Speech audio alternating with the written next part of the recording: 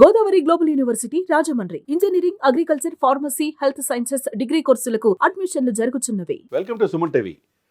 ఆంధ్రప్రదేశ్లో సేనతో సేనాని టైటిల్ బాగుంది. అదేవిధంగా పార్టీ చాలా రోజుల తర్వాత పవన్ కళ్యాణ్ గారు చాలా మంచి నిర్ణయం తీసుకున్నారని అందరూ కూడా హర్షిస్తున్నారు. ఈ నెల 28, 29, 30 ఈ 3 రోజులు విశాఖపట్నంలో ఎప్పుడు కని విని ఎరుగుని రీతిలో పార్టీ మీద పూర్తి ప్రక్షాళన దిశగా పవన్ కళ్యాణ్ గారు అడుగులేస్తున్నట్టే కనపడతా ఉంది. ఎందుకంటే ప్రభుత్వం వచ్చి 14 నెలలు అయింది, ఇంతవరకు క్యాడర్ పూర్తిగా లేదు, క్షేత్రస్థాయిలో ముందుకెళ్ళలేదు అని చాలా రకాల ఇదిలో పవన్ కళ్యాణ్ గారు పూర్తిగా ఇప్పుడు కాన్సన్ట్రేషన్ చేసినట్టు కనపడుతుంది. ఒకే ఒక రోజు జరిగిద్దని చాలామంది అనుకున్నారు. కానీ 28 నుంచి 29, 29, 30 3 రోజులు విశాఖపట్నంలో ఉండబోతున్నాడంటే ఉత్తరాంధ్ర మీద దృష్టితో పాటు రాయలసీమల కోస్తా మీద పూర్తిగా దృష్టి పెట్టినట్టుగా పవన్ కళ్యాణ్ గారి యొక్క ప్రతి కదలిక అర్థమవుతుంది. ఎందుకంటే చాలా కీలకం ఇది అవసరం కూడా. పార్టీ ముందుకెళ్ళాలి. పార్టీ దశాబ్దం పైన పోరాటం, ఎన్నో అపజయాల నడుమ విజయం సాధించి 100% స్ట్రైక్ రేటు. 100% స్ట్రైక్ రేట్ అంటే మామూలు విషయం కాదు. ఇంకొక పార్టీ ఆ విధంగా దశాబ్దంపై పురుడు పోసుకొని అన్ని అపజయాల నడుమ అనేక మంది మేధావులు వచ్చి కూడా అతన్ని వదిలిపెట్టి ఒంటరిని చేసినా ఎక్కడ ఆయన భయపడల, పెరుకనేది లేదు.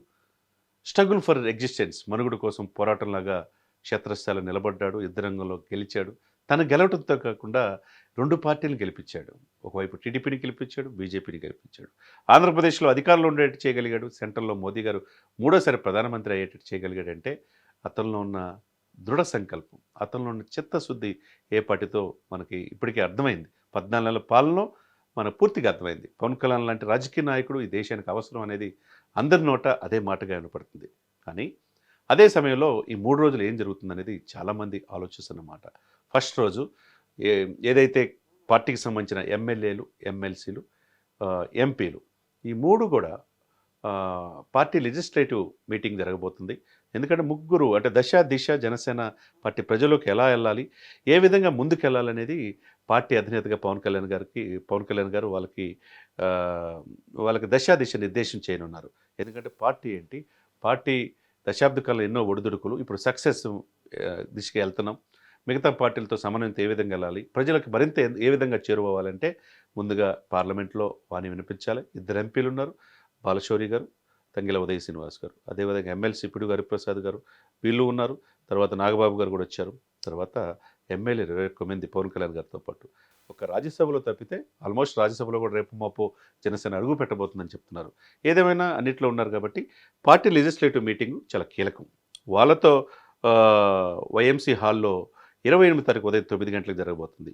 ఆ తర్వాత పార్టీ ప్రజల్లోకి క్షేత్రస్థాయిలో వెళ్తానికి ఉభయ తెలుగు రాష్ట్రాల్లో ఆయనకున్న కేడరు, పార్టీ నాయకత్వం 350 మంది దాదాపుగా ప్రతినిధులతో వాళ్ళకి దిశ నిర్దేశం చేయమన్నారు. దాంట్లో అధికార ప్రతినిధులు ఉన్నారు, జనరల్ సెక్రటరీలు ఉన్నారు, చాలా కీలకమైన వీర మహిళలు ఉన్నారు, యువత ఉంది, అందరూ ఉన్నారు. వాళ్ళతో పార్టీ ఏంటి, భవిష్యత్తు ఏంటి అనేది నిర్ణయించబోతున్నారు.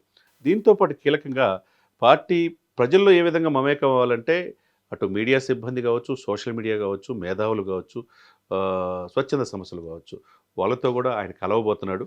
కలిసి తర్వాత 175 ఈ కలవటమే కాకుండా 175 నియోజకవర్గాల్లో పార్టీ సమన్వయకర్తలు కావచ్చు, పార్టీ జెండా మోచిన వాళ్ళతో అందరితో 1-to-1 సమావేశం కాబోతున్నాడు. ఇది ఇప్పుడు జరగల.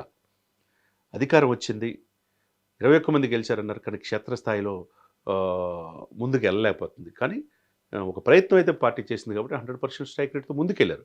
కాబట్టి ఆ దిశగా ప్రక్షాళన దిశగా 175 నియోజకవర్గాల సమన్వయకర్తలతో మీటింగు, తర్వాత క్రియాశీలక సభ్యులతో, మేధావులతో ఈ విధంగా 5 అంశాలు తీసుకొని ఆయన చేసే స్టెప్ ఏదైతే ఉందో 28 స్టార్ట్ అవుతుంది. 29 తారీఖేమో 2 గంటలకి 350 మంది ప్రతినిధులతో మాట్లాడుతున్నాడు. తర్వాత మరింత బలోపేతం చేయడానికి వీర మహిళలు, యూత్తో మాట్లాడబోతున్నాడు. 30వ తారీఖు క్యాడరు, 2 రాష్ట్రాల క్రియాశీలక సభ్యులు కావచ్చు, వేలాది మంది సమక్షంలో భవిష్యత్తు జనసేన ప్రణాళిక ఏంటి, లక్ష్యాలేంటి, ఏ దిశగా భారతదేశంలో జాతీయ భావజాలంతో, అంటే స్థానిక పార్టీ అంటున్నారు కానీ పేరుకే స్థానిక పార్టీ, కానీ జాతీయ భావజాలం మెండుగా జనసేనకు ఉంది.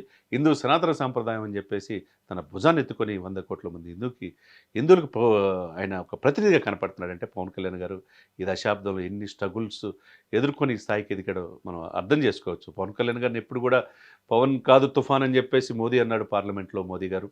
ఆ తర్వాత రజనీకాంత్ గారు కూడా అన్నారంటే అతనుకున్న చిత్తశుద్ధి, ప్రజల పట్ల నిత్యం ఏదో చేయాలన్న తపన ఏదైతే ఉందో మొత్తానికి రాబోయే రోజులు ఎప్పుడెప్పుడు అని ఎదురు చూస్తున్నారు. అటు క్యాడర్ కావచ్చు, ప్రక్షాళన తీసుకెళ్లాలనే తర్వాత న్యూట్రల్ పర్సన్స్ కావచ్చు. జనసేన మరింత దృఢంగా ముందుకెళ్లాలనేది అందరి నిర్ణయం. కాబట్టి ఆ దిశగా ముందుకెళ్తుంది. 28, 29, 30 ఈ 3 రోజులు మంచి బూస్ట్ వచ్చి జనసేన పార్టీ మిగతా పార్టీలతో సమాంతరంగా ఎదగగలుగుతుంది అనేది 100% సత్యం. సుమన్ టీవీలో మీ పర్సనల్ అండ్ బిజినెస్ ప్రమోషన్స్ కోసం కింది నెంబర్కి కాంటాక్ట్ చేయండి.